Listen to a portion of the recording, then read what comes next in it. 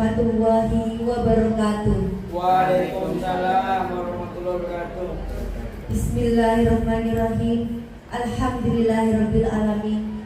Wassalatu wassalamu ala asrofil anbiya'i wal mursalin sayyidina wa maulana Muhammadin wa ala alihi wa sahbihi ajma'in. Amma ba'du.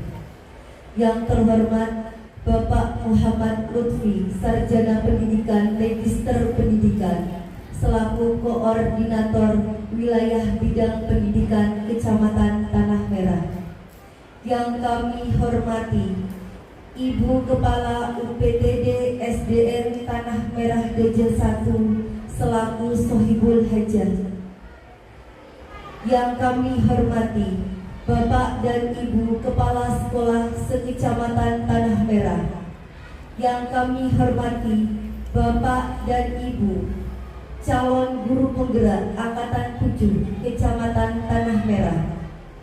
Yang kami hormati Bapak dan Ibu peserta diseminasi budaya positif.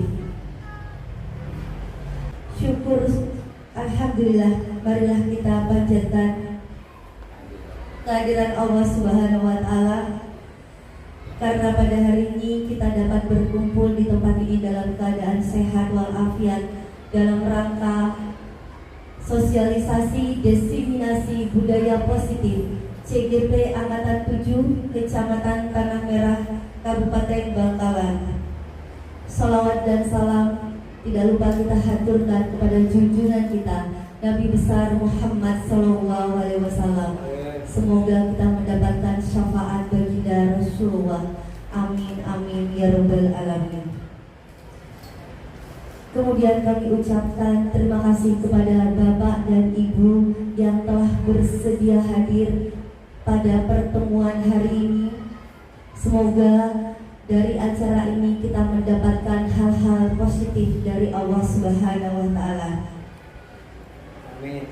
Hadirin yang kami hormati, izinkanlah saya sebagai pemandu acara akan membacakan susunan acara sebagai berikut.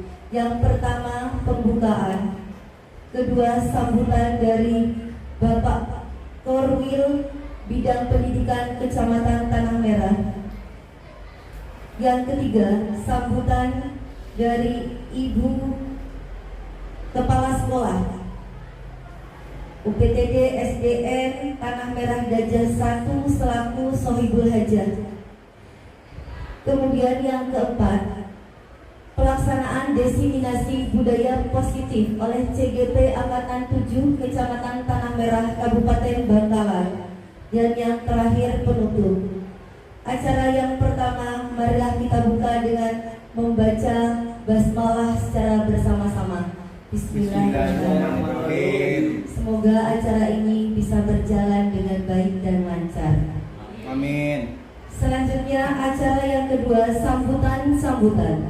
Sambutan yang pertama yaitu akan disampaikan oleh Bapak Muhammad Lutfi, Sarjana Pendidikan Magister Pendidikan selaku Koordinator Wilayah Bidang Pendidikan Kecamatan Tanah Merah.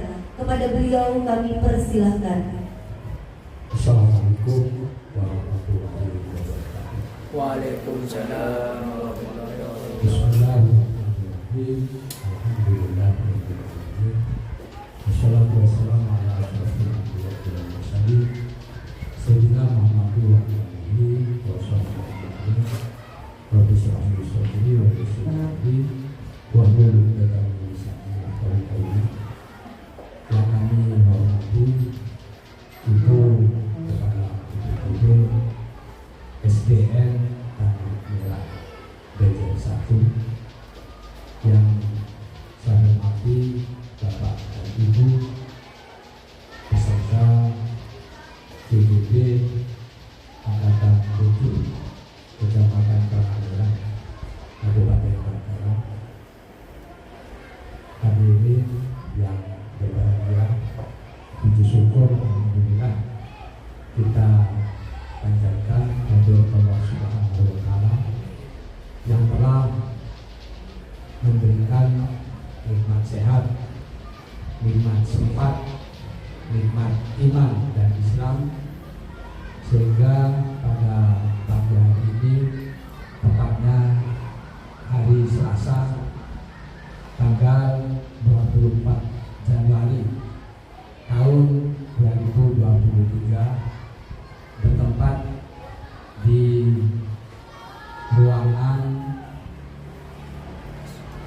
UPTD SDN Tanah Merah Dejek 1 Kecamatan Tanah Merah dilaksanakan acara diseminasi budaya positif yang merupakan aksi nyata dari modul 1.4 CGP Angkatan 7 Kecamatan Tanah Merah Kabupaten Bangkalan. Mudah-mudahan kehadiran Bapak dan Ibu yang telah meluangkan waktu hadir di tempat ini tidak sia-sia dan nantinya akan membawa nilai positif yang akan disampaikan ke sekolah kepada anak didik kita. Mudah-mudahan semua yang kita lakukan ini seiring dengan ridho Allah Subhanahu wa Ta'ala. Shalawat serta salam semoga tetap tercurah limpahkan kepada junjungan kita Nabi besar Muhammad Sallallahu Alaihi Wasallam, Nabi akhir zaman. Mudah-mudahan kita semua mendapatkan syafaatnya. Amin amin ya rabbal alamin.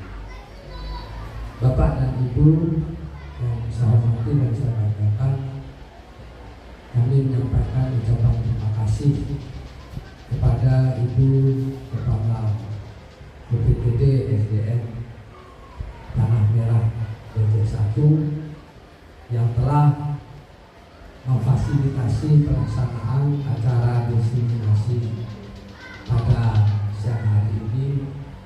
Mudah-mudahan semua yang dilakukan oleh Ibu di sela-sela kesibukan seorang kepala sekolah akan mendapatkan imbalan pahala dari Allah Subhanahu wa Ta'ala.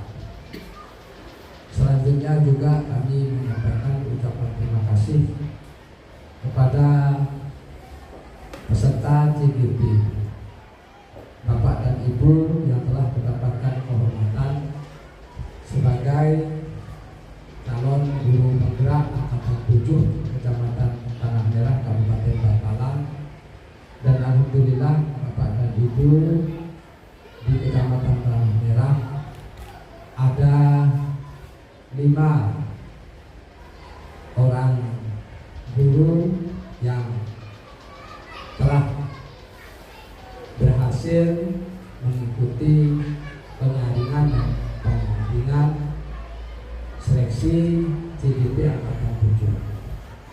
Mudah-mudahan kehormatan yang telah Bapak Ibu rasakan atau yang telah pemerintah memberikan kepercayaan dan kehormatan pada Bapak dan Ibu dapat disikapi secara positif dan bisa dimanfaatkan untuk meningkatkan pelayanan pendidikan yang maksimal,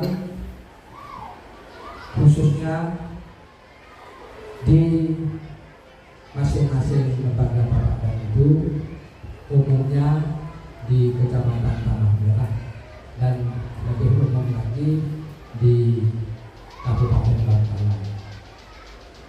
Bapak dan Ibu yang saya hormati, perlu diketahui oleh Bapak dan Ibu bahwasanya keberuntungan yang dirasakan atau yang dicapai oleh Bapak dan Ibu ini satu kehormatan yang harus kita sikapi secara positif, karena Bapak dan Ibu banyak di antara kompetitor peserta yang ingin menjadi CGP itu ada yang tidak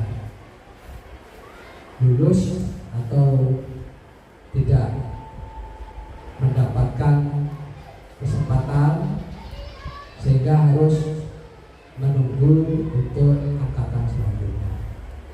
Maka dari itu kami berpesan kepada Bapak dan Ibu, laksanakan dengan baik program yang sudah terschedule dari pemerintah. Itu hendaknya kita lakukan persiapan dan kita sikapi secara maksimal. Karena Bapak dan Ibu sekalian, Bapak dan Ibu ini sangat beruntung. JGP adalah pengkaderan kepada guru yang berprestasi dan berwawasan berkemajuan dan berinovatif untuk mendapatkan kehormatan menjadi seorang pemimpin. Di pundak Bapak dan Ibu, pemerintah banyak berharap kelak Bapak dan Ibu diharapkan bisa menjadi leader yang bisa memberikan perubahan ke arah yang berkemajuan, sehingga Bapak dan Ibu perubahan-perubahan metode pendidikan, gaya kepemimpinan yang nantinya diharapkan oleh pemerintah itu bisa ada perubahan yang menunjukkan grafik ke arah yang berkemajuan. Bapak dan Ibu yang saya hormati, diseminasi budaya positif aksi nyata dari Bapak dan Ibu yang telah mendapatkan kehormatan sebagai calon guru penggerak ini nantinya bisa mengimplementasikan di sekolah atau lembaga masing-masing budaya positif yang bisa dikembangkan, baik kebiasaan yang bersifat gotong royong, menumbuhkan rasa peduli sesama manusia, maka Bapak dan Ibu kepada anak didik kita untuk bisa dikembangkan. Jadi anak didik kita itu ditumbuhkan semangat kegotong royongan, kepekaan sosial, mempunyai jiwa kemanusiaan.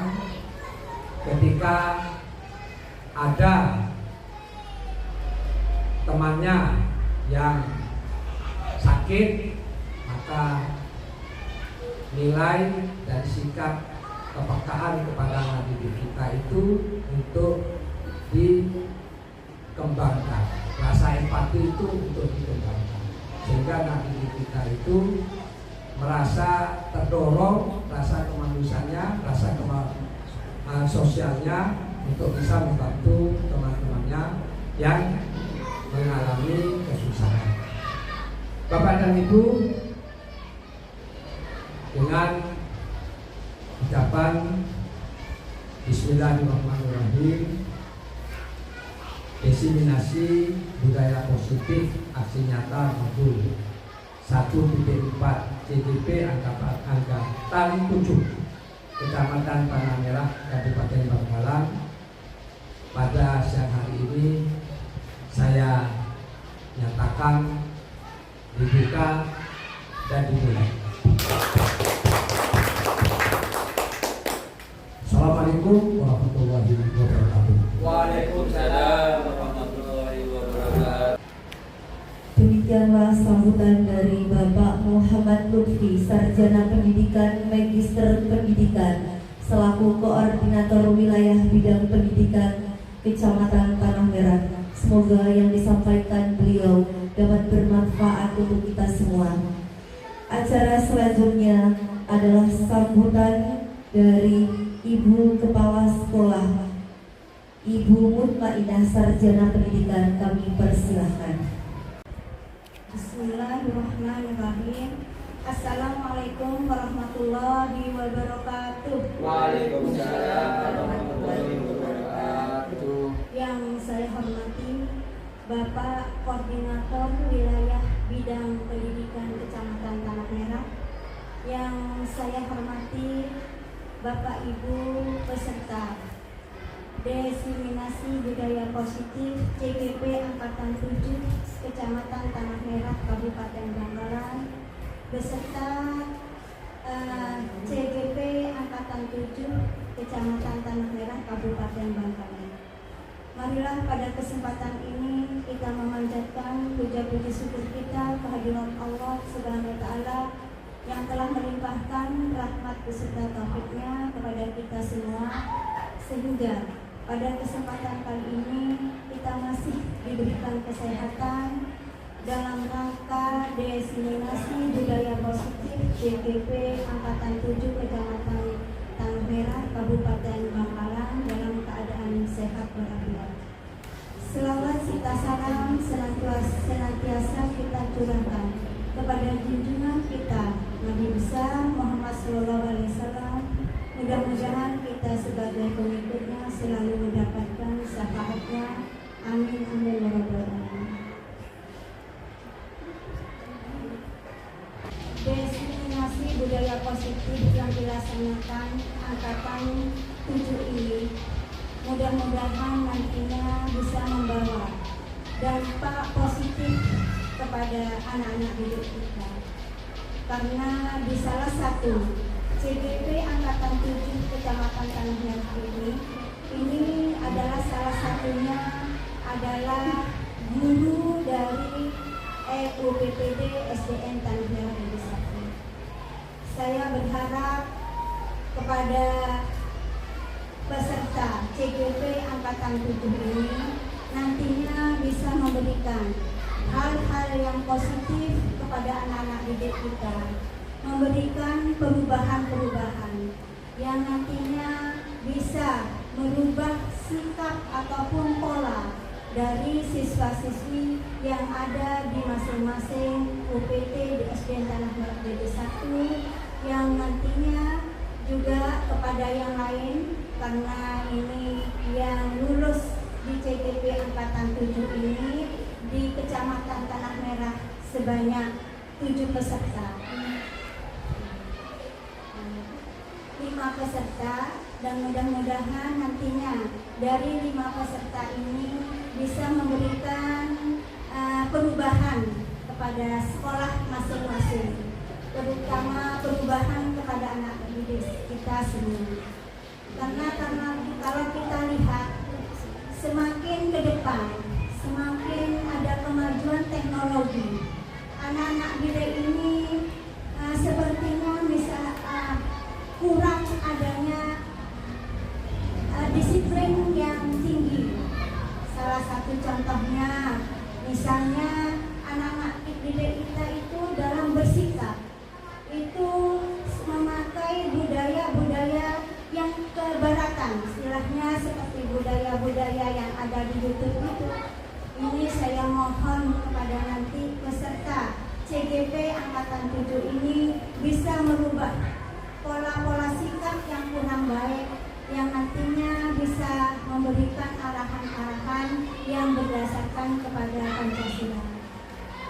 Dan saya berharap juga dalam sosialisasi diseminasi budaya positif ini nantinya di Kecamatan Tanah Merah bisa dikembangkan kepada UPT-UPT yang ada di SDN, di UPT SD sekecamatan Tanah Merah.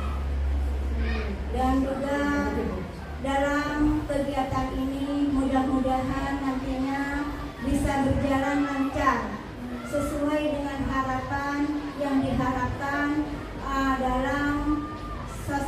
sosialisasi diskriminasi budaya positif ini.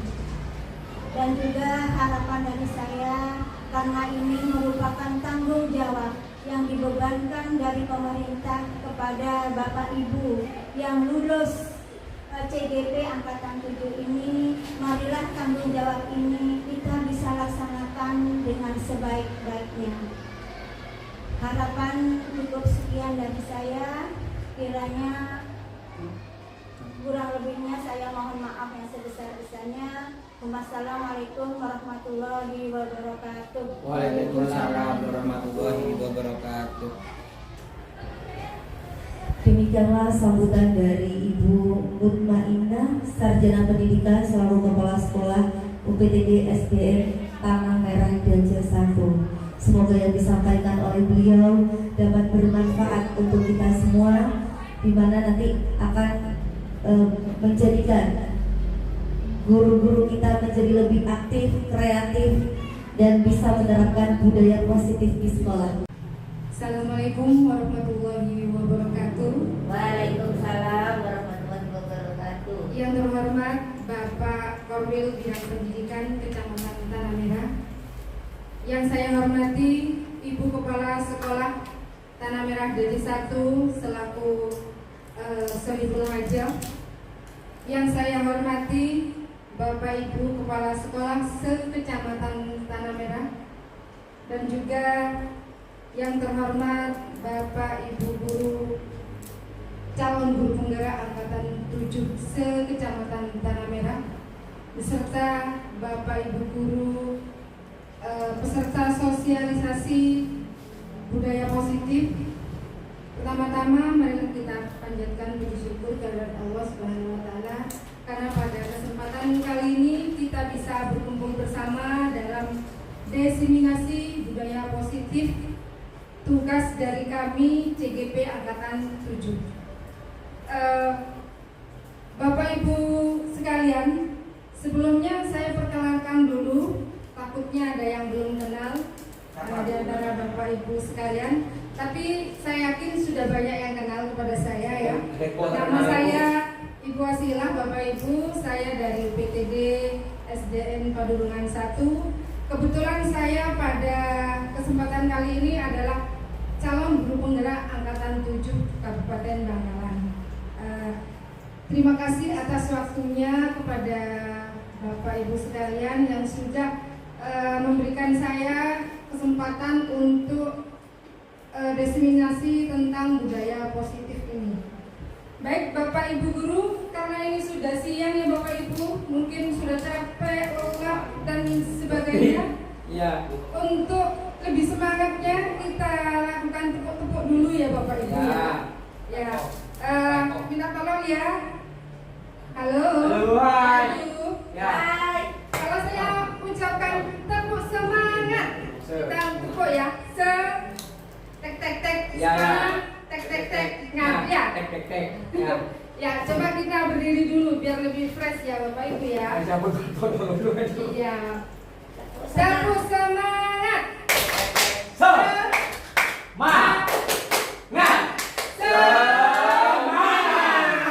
Ya, terima kasih Bapak Ibu sudah meleang semua ya. Ya. Yang tidur udah jadi tidur ya. Ya. Baik Bapak Ibu, saya akan mulai presentasi tentang budaya positif. Nah, yang pertama adalah makna dari budaya positif. Kalau kita mendengar apa sih budaya positif itu, mungkin dari Bapak Ibu sekalian bisa memberikan pendapatnya tentang budaya positif. Silakan Bapak Ibu. Apa budaya positif itu? Kebiasaan, Bu. Iya. Kebiasaan yang baik. Kebiasaan yang baik. Kebiasaan yang baik. Praktek-praktek baik, Bu. Praktek-praktek yang baik.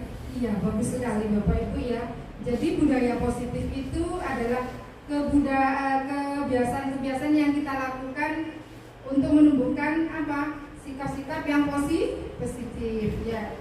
Baiklah, ini saya akan memaparkan tentang budaya positif di sekolah itu, yaitu nilai-nilai dan kebiasaan-kebiasaan di sekolah yang berpihak pada peserta didik agar mereka dapat berkembang menjadi pribadi yang kritis, penuh hormat dan bertanggung jawab. Nah, jadi jawaban Bapak Ibu sekalian tadi adalah benar ya Bapak Ibu, bahwa budaya positif itu lebih menekankan pada kebiasaan-kebiasaan yang positif yang kita terapkan di sekolah kita. Selanjutnya, perubahan paradigma. Di sini menurut filosofi Ki Hajar Dewantara, yaitu Bapak Pendidikan kita, bahwa yang pertama itu pendidikan itu bukan tabula rasa. Maksudnya di sini kalau dulu ya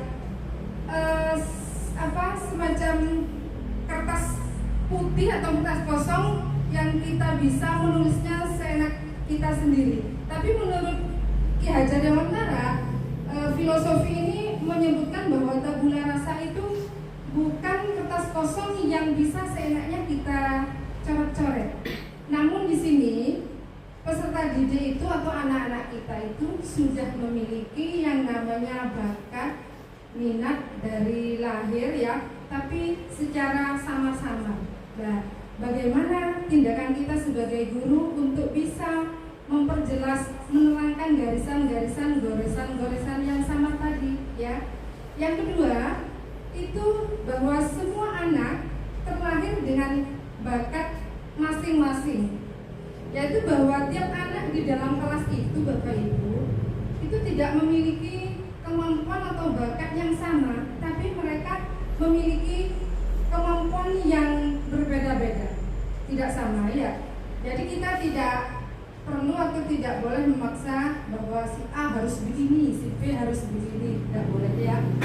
Yang ketiga itu adalah budi pekerti, di mana budi pekerti ini adalah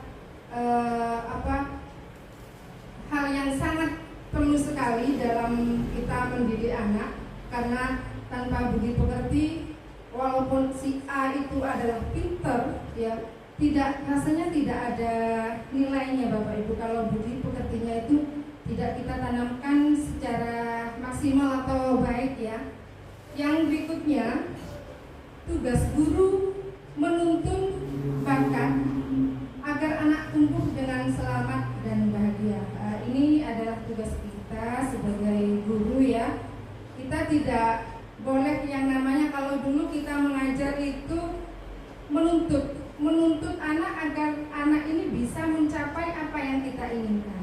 Tapi kalau menurut filosofi Ki Hajar Dewantara, itu kita sebagai guru tidak boleh yang namanya menuntut anak, tapi kita harus menuntun bakat sesuai yang dimiliki oleh anak tersebut. Yang berikutnya itu guru ibarat petani, anak ibarat biji jagung. Di sini dalam artian bagaimana kita itu bisa membuat jagung tadi itu tumbuh dengan bagus, dengan baik. Ya, tentunya ada beberapa hal yang harus kita perhatikan. Kalau tumbuhan jagung ini ingin bisa kita tumbuh kembang secara baik, maka kita harus apa? Kira-kira Bapak Ibu? Dikasih pupuk. Iya. Dirawat, dikasih pupuk. seram, Ya, disiram. Nah, ini sama halnya dengan anak didik kita. Jadi kita bisa mengajar, menuntun mereka ya, sehingga kita nanti bisa mendapatkan istilahnya itu pengetahuan atau bakat anak itu sesuai yang diinginkan ya, lebih baik lagi. Yang berikutnya itu kodrat alam dan kodrat zaman. Di sini maksudnya Bapak Ibu ya, kodrat alam bahwa anak-anak itu lahir itu sudah memiliki kemampuan dan bakat mereka masing-masing. Jadi kita tidak boleh memaksakan anak ini harus begini, anak itu harus begitu. Kita ikuti aja sesuai dengan bakat anak tersebut. Dan juga sesuai dengan kodrat zaman, itu artinya maksudnya ya, kita sebagai guru di era yang sekarang, era 21 ya, abad 21, itu itu tidak sama kita mengajarnya dengan era-era 80-an, 90-an gitu ya. Karena apa? Kita sekarang sudah harus mengikuti perkembangan zaman. Sekarang sudah semua anak kelas kita, anak kelas SD khususnya itu ya sudah pada pintar-pintar menggunakan apa?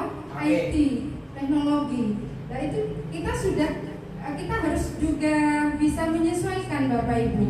Jangan sampai anak didik kita pintar IT-nya, teknologinya, sedangkan gurunya tidak tahu. Kan lucu ya Bapak Ibu ya. Nah, di sini kita harus juga mengikuti perkembangan zaman Bapak Ibu ya. Dan yang terakhir itu berpihak pada anak. Nah, di sini saya baru sadar setelah mengikuti CGP ini bahwa apa yang selama ini sudah saya lakukan kebanyakan berpusat pada guru ya. Padahal menurut Ki Hajar Dewantara itu pendidikan itu harus berpihak pada murid, di mana murid yang lebih aktif untuk bisa ikut belajar, mengekspresiasikan kemampuan bakatnya. Di sini ya kita sebagai guru itu hanya membimbing, menuntun ya kemana arah anak kita itu lebih baik. Itu Bapak Ibu ya. Selanjutnya perubahan paradigma untuk membangun budaya positif. Sekolah perlu menyediakan lingkungan yang positif, aman, nyaman agar murid-murid mampu berpikir, bertindak, dan mencipta dengan merdeka, mandiri, dan bertanggung jawab. Ini sudah jelas sekali ya. Untuk menumbuhkan budaya positif, kita harus juga didukung oleh lingkungan yang positif juga. Ada dukungan dari semua stakeholder yang ada di sekolah kita ya. Siapa saja yang ada di situ ya, tentunya warga sekolah kita sendiri ya Bapak Ibu. Terus lazimnya disiplin dikaitkan dengan kontrol. Dalam hal ini kontrol guru dalam menghadapi murid. Selanjutnya perubahan paradigma teori kontrol atau ilusi kontrol. Menurut paparan Dr. William Glasser dalam kontrol teori untuk meluruskan miskonsepsi tentang kontrol. Yang pertama ada ilusi guru mengontrol murid. Apa kira-kira ilusi? Bapak Ibu ada yang tahu mungkin? Hayalan. Ya? Hayalan. Iya. Mimpi. Angan, hayalan, impian ya. Itu adalah ilusi. Bagaimana kita seorang guru mempunyai angan-angan bisa mengontrol murid. Terus yang kedua, ilusi bahwa kritik dan membuat orang merasa bersalah dapat menguatkan karakter. Yang berikutnya, bagaimana ilusi bahwa semua penguatan positif, efektif, dan bermanfaat buat kita semua ya. Dan yang terakhir, ilusi bahwa orang dewasa memiliki hak untuk memaksa. Berikutnya ada perubahan paradigma stimulus respon sesuai dengan teori kontrol ya. Apakah bisa kita mengontrol seseorang? Nah, di sini ada perubahan ya dari stimulus respon ke teori kontrolnya. Yang pertama, kalau kita mencoba mengubah orang agar berpandangan sama dengan kita secara teori kontrolnya, kita berusaha memahami pandangan orang lain tentang dunia. Nah, itu. Terus yang berikutnya, perilaku buruk dilihat sebagai suatu kesalahan. Sedangkan menurut teori kontrolnya bahwa semua perilaku memiliki tujuan. Terus orang lain bisa mengontrol saya. Sedangkan menurut teori kontrol hanya Anda atau saya yang bisa mengontrol diri kita sendiri. Terus saya bisa mengontrol orang lain. Nah, menurut teori kontrolnya kita tidak bisa mengontrol orang lain. Ya. Terus pemaksaan ada pada bujukan gagal. Sedangkan menurut teori kontrol itu justru kita harus bekerja sama atau kolaborasi dan kesepakatan menciptakan pilihan-pilihan baru. Menurut stimulus respon, model berpikirnya itu adalah menang kalah. Sedangkan menurut teori kontrolnya tidak ada yang namanya menang kalah, semuanya menang semua. Ya Bapak Ibu ya. Lanjut. Iya. Makna disiplin. Kalau kita melihat disiplin itu kira-kira tentang apa ya Bapak Ibu? Ada yang tahu? Aturan. Terus ada lagi mungkin? Disiplin. Aturan. Iya. Baik, Bapak Ibu kita lihat dulu ya tentang kata disiplin. Ini dikaitkan dengan kata tertib, teratur, dan kepatuhan pada peraturan. Kata disiplin juga sering dihubungkan dengan hukuman, padahal itu sungguh berbeda karena belajar dengan disiplin tidak harus dengan memberikan hukuman. Justru salah satu alternatif terakhir, dan kalau perlu digunakan tidak digunakan sama sekali. Itu ya tentang kata disiplin ya Bapak Ibu ya. Mungkin dari sini ada yang kurang jelas Bapak Ibu? Jelas ya? Jelas. Iya. Semangat ya Bapak Ibu ya. Semangat. Kita harus tetap semangat walaupun sudah siang-siang, yang menjelang sore. Ya, menurut Ki Hajar Dewantara menyatakan bahwa untuk mencapai kemerdekaan atau dalam konteks pendidikan dan untuk menciptakan murid yang merdeka, syarat utamanya itu harus disiplin yang kuat Bapak Ibu ya.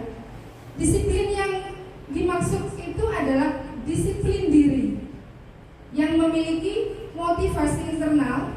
Jika kita tidak memiliki motivasi internal, maka kita memerlukan pihak lain untuk mendisiplinkan diri. Jadi di sini maksudnya Bapak Ibu ya, motivasi yang keluar dari dalam diri kita itu jauh lebih mengena pada disiplin di sini ya, untuk menciptakan mencapai kemerdekaan dalam konteks pendidikan itu kita harus memiliki motivasi dalam diri kita sendiri. Ya, lanjut. Di sini ada beberapa teori motivasi perilaku manusia. Itu ada motivasi eksternal dan motivasi internal. Yang pertama itu dari motivasi eksternal untuk menghindari ketidaknyamanan atau hukuman. Itu timbul dari luar Bapak Ibu, yang motivasi dari luar atau motivasi eksternal. Seperti apa Bu? Nah, ini apa yang akan terjadi apabila saya tidak melakukannya? Itu merupakan motivasi eksternal. Yang kedua, untuk mendapatkan imbalan dari orang lain atau institusi. Apa yang akan saya dapatkan apabila saya melakukannya? Di sini kan kita melakukannya itu bukan dari dalam diri kita sendiri, tapi kita hanya ingin mendapat sebuah imbalan dari orang lain. Itu masuk pada motivasi eksternal. Dan yang terakhir itu untuk menghargai diri sendiri, menjadi insan yang sesuai dengan harapan kita. Nah, di sini merupakan motivasi yang timbul atau keluar dari dalam diri kita sendiri. Ya, bagaimana saya akan menjadi orang yang seperti apa bila saya melakukannya? Seperti itu timbul dari dalam hati kita sendiri, Bapak Ibu. Ya, itu jauh lebih baik. Nah, ini ada diagram tentang budaya positif, di mana suatu peraturan kelas yang kita buat atau kita ini ya bisa menjadi keyakinan kelas, di mana keyakinan kelas itu bisa menumbuhkan lingkungan yang positif. Kalau sudah kita mendapatkan atau menumbuhkan lingkungan yang positif, yang jelas budaya positif itu akan tercipta dengan sendirinya, ya Bapak Ibu ya. Jadi tentang diagram budaya positif. Nah, yang berikutnya keyakinan kelas, hukuman, dan penghargaan. Mengapa tidak peraturan saja? Mengapa harus keyakinan kelas? Nah, mungkin dari Bapak Ibu ada yang tahu kenapa kok peraturan? Tidak peraturan saja, mengapa kita lebih memilih pada keyakinan kelas? Karena nggak mau diatur, Bu. Karena tidak mau diatur. peraturan guru yang buat. Peraturan guru yang buat. Iya. Terima kasih Bapak Ibu ya sudah menjawab.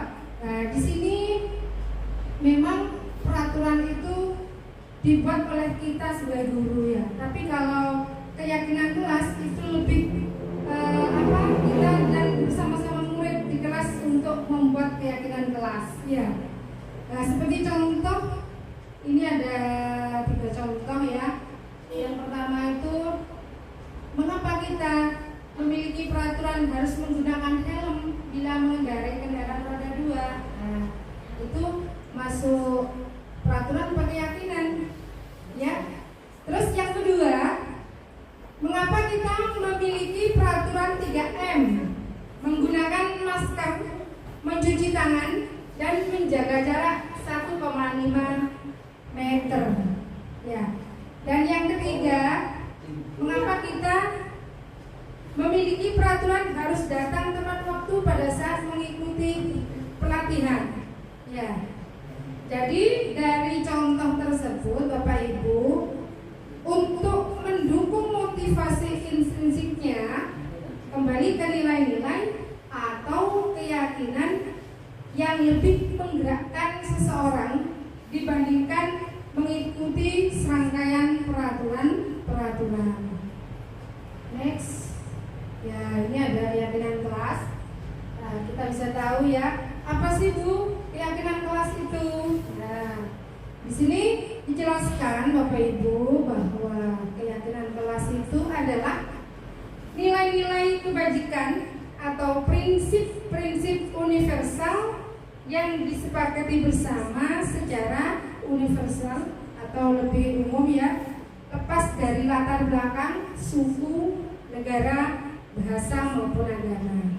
Nah, di sini menurut Gosen, suatu keyakinan itu akan lebih memotivasi seseorang dari dalam atau instinktif. Seseorang akan lebih bersemangat untuk menjalankan keyakinan daripada hanya sekedar mengikuti serangkaian peraturan. Ini tentang keyakinan kelas ya Bapak Ibu ya. Selanjutnya, pembentukan keyakinan kelas. Nah, yang pertama, di sini keyakinan kelas lebih bersifat abstrak daripada peraturan yang lebih rinci dan konkret. Yang kedua, bahwa keyakinan kelas itu berupa pernyataan yang universal. Yang ketiga, pernyataan keyakinan kelas senantiasa dibuat dalam bentuk positif. Dan yang berikutnya, bahwa keyakinan kelas itu hendaknya tidak terlalu banyak sehingga mudah diingat dan dipahami oleh kita semua ya. Yang selanjutnya, semua warga kelas sebaiknya ikut berkontribusi dalam pembuatan kegiatan kelas lewat curah pendapat. Jadi di sini anggota yang ada dalam kelas itu bisa menuliskan pendapatnya ya untuk dijadikan sebagai keyakinan kelas. Selanjutnya, bersedia meninjau kembali keyakinan kelas dari waktu ke waktu. Itu artinya bahwa keyakinan kelas itu bisa berubah tiap tahunnya, ya. Karena apa? Kita bisa membuatnya tiap tahun atau tiap semester, Bapak Ibu ya. Nah, itu tergantung pada kita atau kesepakatan yang ada di kelas kita. Next. Di sini ada perbedaan peraturan dan keyakinan kelas. Ya. Dalam membuat peraturan, contohnya ini, kalau misalnya selalu ke kita cukup menuliskan tanggung jawab, itu saja ya. Peraturan dilarang mengganggu orang lain. Berarti dalam keyakinan kelasnya kita bisa menuliskan menghormati orang lain dan diri sendiri. Hadir di sekolah 15 menit sebelum pembelajaran dimulai. Itu dapat menghormati orang lain, komitmen pada tujuan atau berkomitmen. Nah, yang selanjutnya dilarang melakukan kekerasan. Keyakinan kelasnya keselamatan dan menghormati orang lain. Nah, berikutnya dilarang menggunakan narkoba. Itu kalau keyakinan kelasnya untuk menjaga kesehatan. Bergantian atau menunggu giliran, itu harus menghormati orang lain ya di keyakinan kelas, atau kesabaran. Gunakan masker. Nah, di keyakinan kelas bisa kita tuliskan sebagai kesehatan atau menjaga kesehatan atau keselamatan. Dan yang terakhir itu jangan berlari di kelas atau koridor. Itu pada keyakinan kelasnya kita bisa menuliskan keselamatan dan keamanan. Ini contoh penerapan membuat keyakinan kelas yang sudah saya lakukan di sekolah saya ya Bapak Ibu ya. Yang pertama itu kita membimbing siswa untuk membuat keyakinan kelas. Jadi kita membimbing siswa dulu untuk membuat atau menuliskan tentang keyakinan kelas di kertas yang sudah saya sediakan. Kemudian siswa bisa menempelkan di depan ya, depan kelas. Kemudian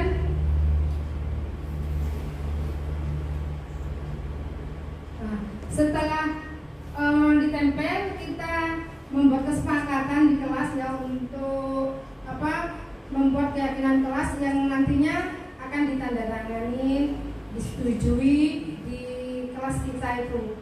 Apa keyakinan yang akan kita tulis, apa yang kita tempel. Nah, itu Bapak Ibu ya. Selanjutnya dihukum oleh penghargaan.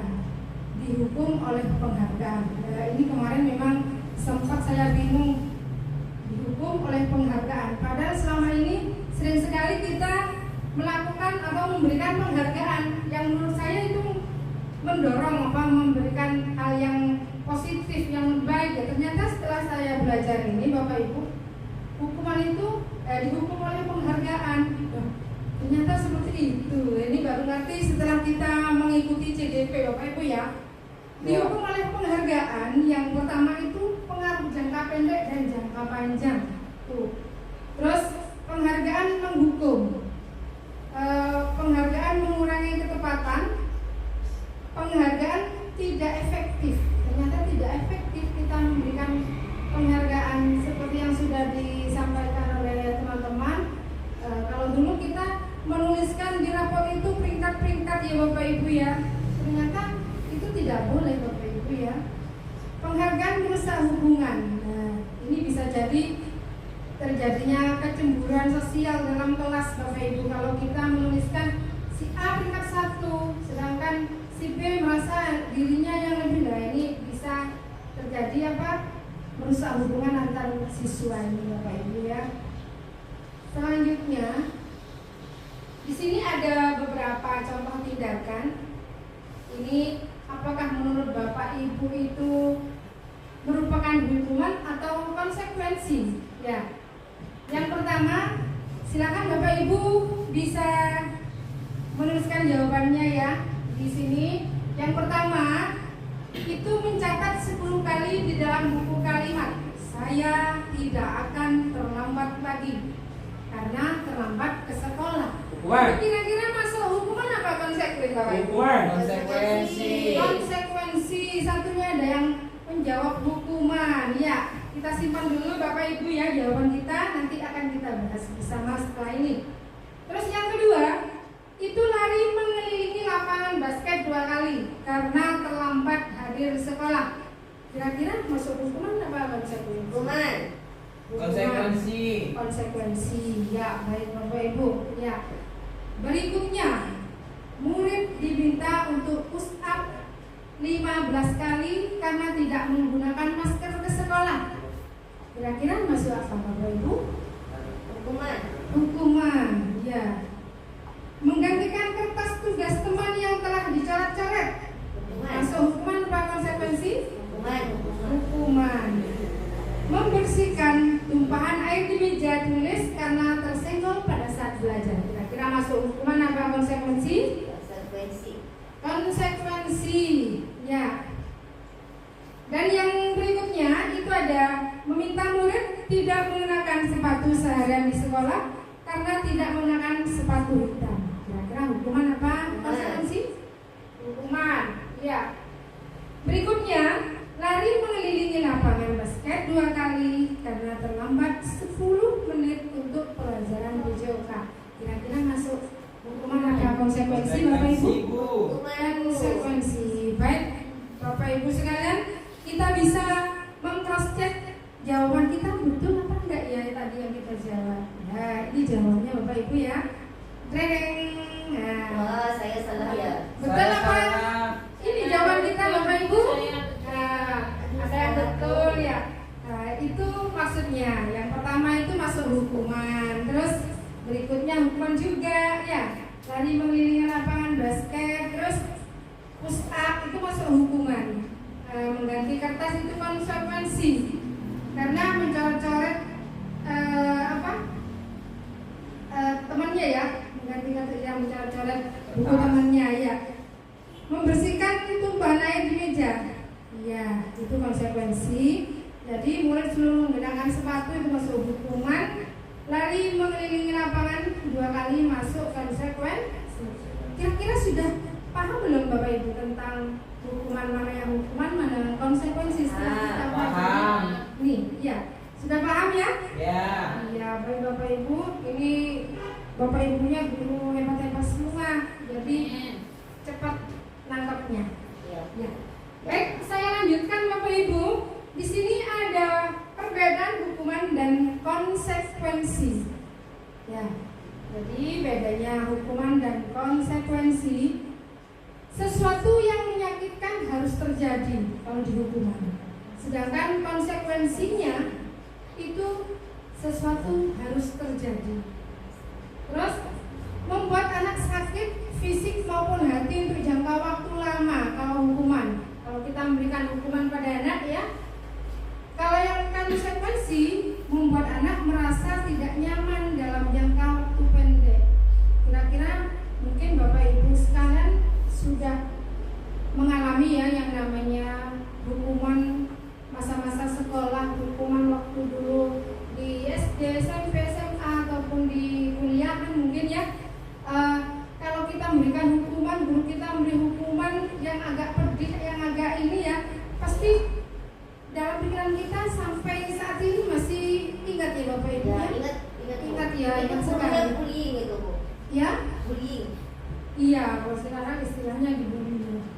Ya, nah itu lebih menempel, lebih membekas di pikiran kita Bapak Ibu kalau kita memberikan hukuman secara ini ya, fisik itu ya. Terus anak lebih membenci kedisiplinan kalau di hukuman, sedangkan konsekuensinya itu anak menghargai disiplin. Kalau hukuman lebih memaksa, paksaan. Tapi konsekuensinya itu lebih pada stimulus atau memberikan tanggapan. Ya. Terus berikutnya mendorong anak menyakiti diri sendiri kalau hukuman. Sedangkan kalau konsekuensi itu lebih mendorong anak itu mudah menyesuaikan dirinya. Konsep diri yang buruk kalau pada hukuman, konsekuensinya apa? Konsep diri yang baik. Anak belajar untuk menyembunyikan kesalahan, sedang pada konsekuensi itu anak belajar untuk mematuhi peraturan. Ya. Kalau di hukuman, Bapak Ibu ya, kita lebih merasa bersalah, marah-marah, dipermalukan, merasa tak dihargai, itu ya kalau di hukuman. Tapi kalau di konsekuensi itu kehilangan hak, dibuat tidak nyaman, diasingkan untuk sementara. Tuh bedanya ya. Paham sampai di sini Bapak Ibu? Paham. Tetap semangat? Semangat. Semangat. Ya. Baik Bapak Ibu, saya lanjutkan. Ini ada 5 kebutuhan dasar manusia. Yang pertama ada survival, itu kebutuhan bertahan hidup ya. Ada cinta kasih atau diterima, kesenangan, kebebasan, dan penguasaan. Di sini semua 5 kebutuhan dasar ini adalah yang perlu ini ya diperlukan oleh anak-anak didik kita. Bagaimana kita bisa menciptakan cinta kasih di antara mereka, membuat kesenangan di antara mereka, dan mereka juga memiliki kebebasan untuk bisa mengeksplorasikan bakat dan minatnya anak-anak tersebut dan memiliki penguasaan ya. Berikutnya di sini ada sebuah contoh ya, di mana Ibu Ani ini adalah guru kelas 5 di SD Pelita Hati. Sedang bingung Bapak Ibu menghadapi ulah salah satu muridnya di kelasnya yang namanya Agus.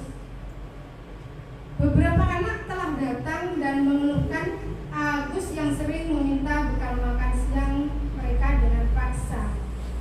Jika Anda menghadapi situasi seperti Ibu Ani, apa kira-kira yang Bapak Ibu lakukan? Menurut Anda, kira-kira apa alasan Agus melakukan hal itu?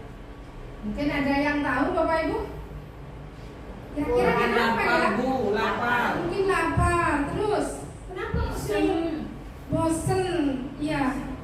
Ya, baik. Makanannya gak enak mungkin. Makanannya Jadi nggak kasih enak. makan sama ibunya. Tidak dikasih makan sama ibunya. Ya. Sehingga setelah melihat temannya punya makanan, diminta ya secara paksa ya Bapak Ibu ya. Baik Bapak Ibu, kita akan mengetahui bagaimana atau ini ada beberapa tadi dari kasus ini, dari kasusnya Agus ya. Dalam konteks penerapan disiplin positif, Ibu Ani sebaiknya mencari tahu apa alasan Agus melakukan tindakan tersebut. Nah, di sini Agus juga perlu ini yang kaitannya dengan 5 ini tadi ya, kebutuhan manusia itu ya, apa survival, kesenangan, ya dan sebagainya ya.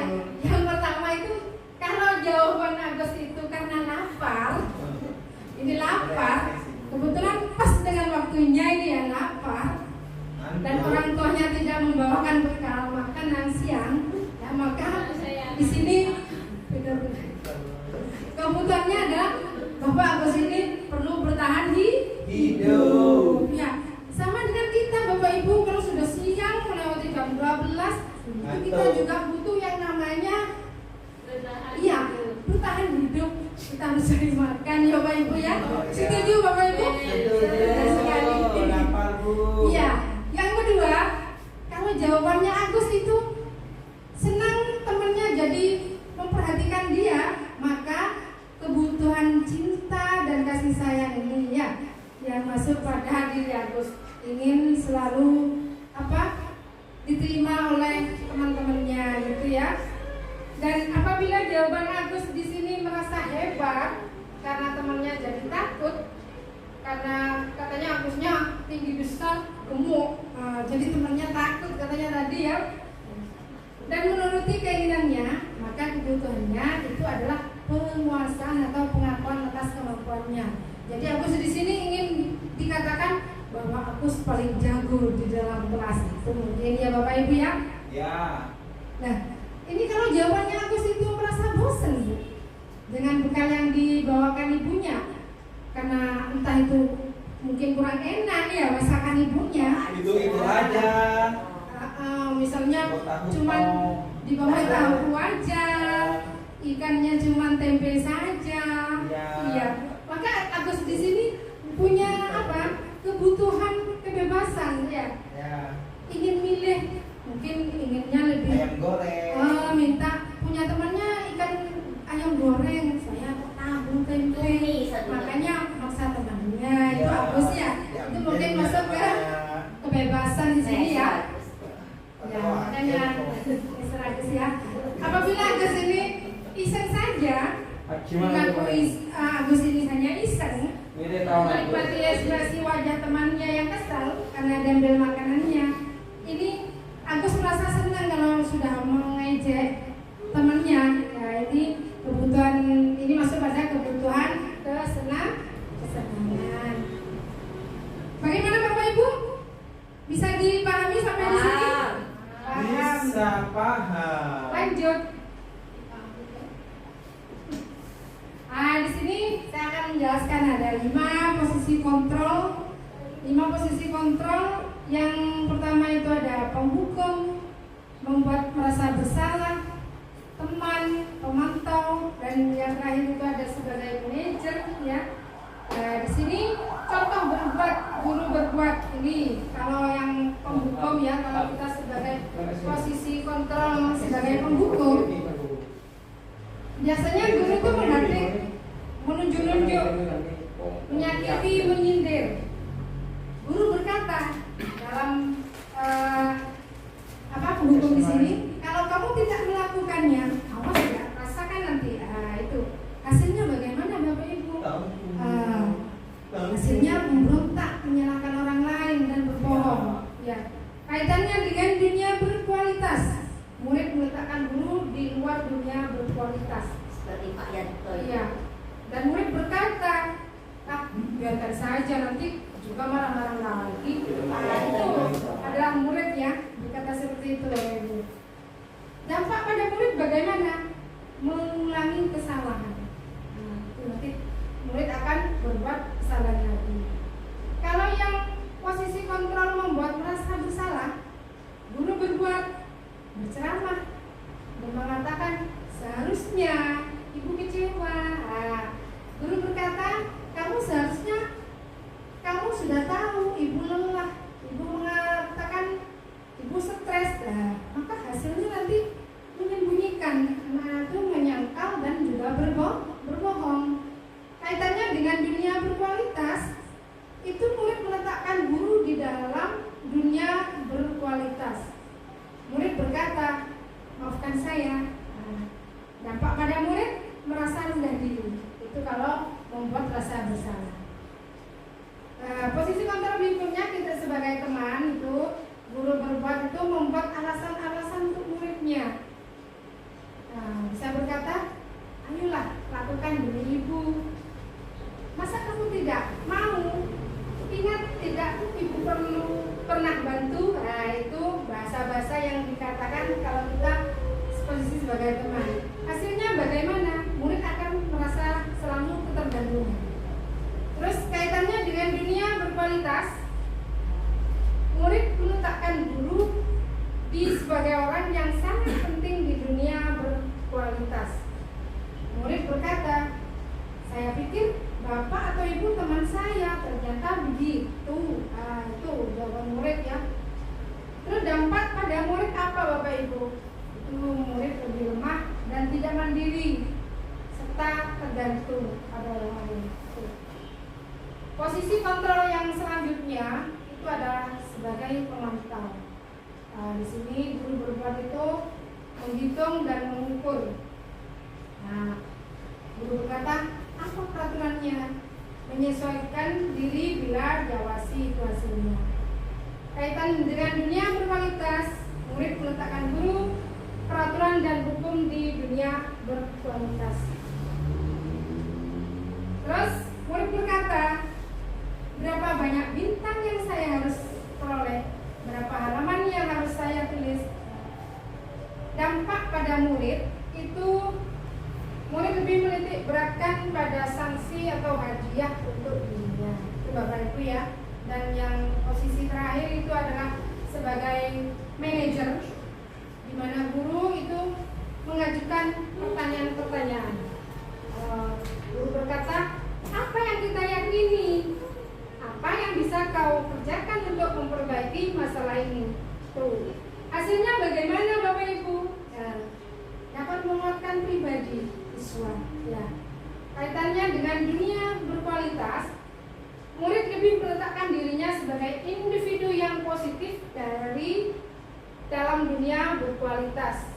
Murid berkata, bagaimana cara saya bisa memperbaiki keadaan? Dan dampak buat murid itu sendiri adalah mengevaluasi diri, bagaimana cara memperbaiki diri. Kira-kira dari kelima posisi kontrol di sini, Bapak Ibu, yang paling cocok buat kita sebagai guru, ini kira-kira yang posisi yang mana? Manajer. Iya, posisi manajer ya. Lanjut. Ya, baik, saya lanjutkan ke restitusi. Apa restitusi itu? Restitusi di sini adalah proses menciptakan kondisi bagi murid untuk memperbaiki kesalahan mereka, sehingga mereka bisa kembali pada kelompok mereka dengan karakter yang lebih kuat. Iya betul. Nah, ini menurut dosen ya Bapak Ibu. Ada 9 ciri-ciri restitusi. Yang pertama, ini bukan untuk menebus kesalahan, namun untuk belajar dari kesalahan. Yang kedua, memperbaiki hubungan. Yang ketiga, tawaran bukan paksaan. Ciri restitusi. Yang keempat, restitusi menuntun untuk melihat ke dalam diri. Yang kelima, restitusi mencari kebutuhan dasar yang mendasari tindakan. Yang keenam, restitusi diri adalah cara yang paling baik untuk memperbaiki diri. Dan yang ketujuh, restitusi fokus pada karakter bukan pada tindakan. Dan yang kedelapan, restitusi fokus pada solusi. Dan yang 9, ciri-ciri dari restitusi itu sendiri adalah bahwa restitusi itu mengembalikan murid yang berbuat salah pada kelompoknya. Baik, ini adalah penerapan segitiga restitusi. Yang pertama itu adalah menstabilkan identitas. Yang kedua, validasi tindakan yang salah. Dan yang ketiga, menanyakan keyakinan. Ini penerapan restitusi yang sudah saya lakukan di sekolah saya, Bapak Ibu ya.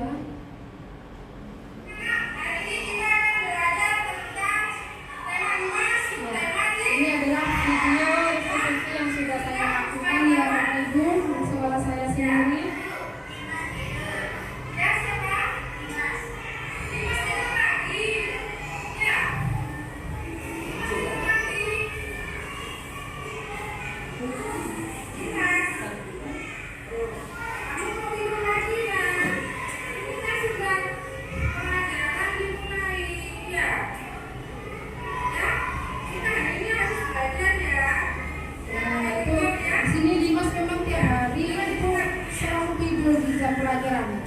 Tapi di jam 2 gitu ya. Nah, ini contoh restitusi yang tentang penerapan segitiga restitusinya. Jadi setelah saya tanya, ternyata kenapa si Dimas ini kok sering tidur di dalam kelas? Jawabannya apa Bapak Ibu? Dimas ini sering main kelereng di tengah malam. Kebetulan anak ini tidur kalau di desa itu di rumah Pak Ustadznya ya kalau ngaji ya. Ya musola kan kalau di desa itu Bapak Dimas ini tidak tidur di rumahnya. Jadi orang tua tidak tahu kalau tiap malam itu anaknya sering tidur malam. Nah, makanya kalau di kelas si Dimas itu sering sekali hampir tiap hari itu tidur di dalam kelas. Setelah tanya, main kelereng ternyata Bapak Ibu di malam hari. Saya kaget juga, bisa ya main kelereng malam hari. Iya, kadang apa ya katanya Bapak Ibu ditambah itu jam 1, kalau tidur jam 12. Ya itu adalah contoh segitiga restitusi yang sudah saya terapkan, yang sudah saya lakukan di sekolah saya.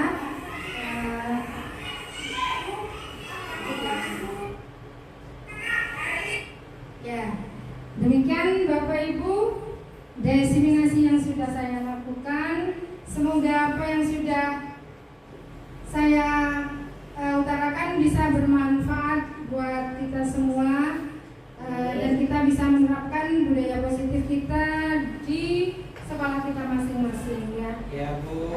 Assalamualaikum warahmatullahi wabarakatuh. Waalaikumsalam. Salam guru.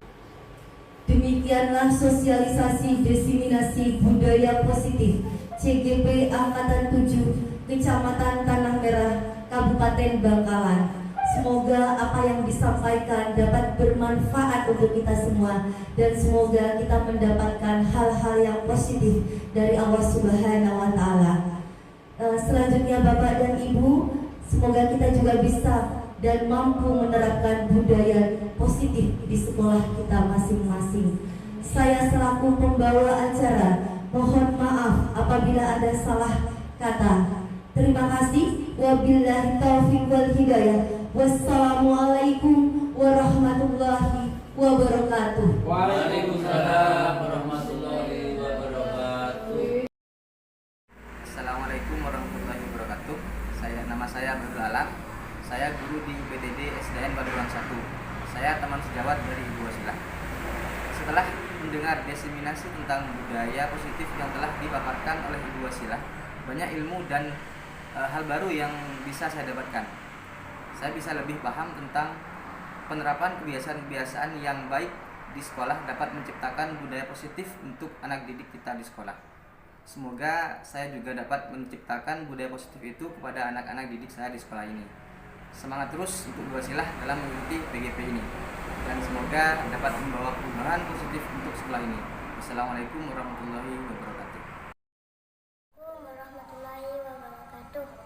Nama saya Fitria, saya murid kelas 4. Saya merasa senang sekali dengan penerapan budaya positif yang sudah dilakukan oleh Ibu Wasilah di sekolah. Saya bisa lebih disiplin dan bisa menerapkan kebiasaan-kebiasaan yang baik di sekolah. Terima kasih Bu Wasilah yang telah menuntun kami dalam pelajaran. Wassalamualaikum warahmatullahi wabarakatuh.